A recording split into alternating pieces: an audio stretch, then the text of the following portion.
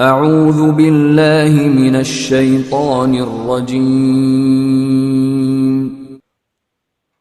बिस्मिल्लाहिर्रहमानिर्रहीम। अस्सलाम वालेकुम। Welcome to knowledge of math.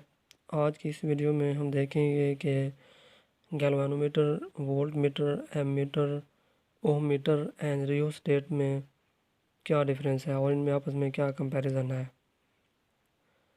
तो सबसे पहले हम गैल्वेनोमीटर की डेफिनेशन को देखते हैं कि गैल्वेनोमीटर क्या होता है।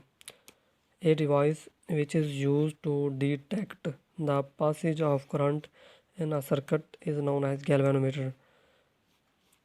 तो गैल्वेनोमीटर ऐसी डिवाइस है जो कि सर्किट में से गुजरने वाले करंट को डिटेक्ट करने के लिए क्या की जाती है, इस्तेमाल की जाती है। तो ऐसी डिवाइस जो करंट को डिटेक्ट करने के लिए इस्तेमाल की जाए तो क्या कहलाती है, गैल्वेनोमीटर कहलाती है। उसके बाद हमारे पास ammeter, a device use to measure current in ampere is known as ammeter.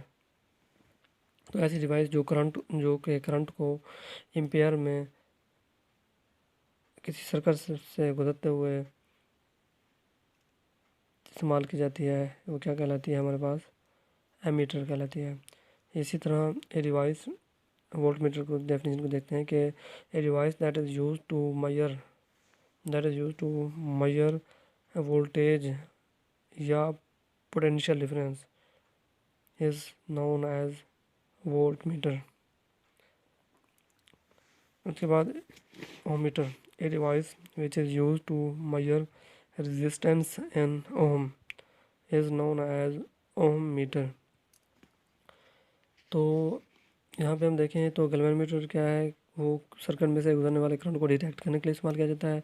Ammeter जो है ना, सर्किट में से गुजरने वाले करंट को मेजर करने के लिए इस्तेमाल किया जाता है। वोल्ट मीटर पोटेंशियल डिफरेंस को मेजर करने के लिए इस्तेमाल किया जाता है। ओम मीटर रेजिस्टेंस को फाइंड करने के लिए इस्तेमाल किया जाता है।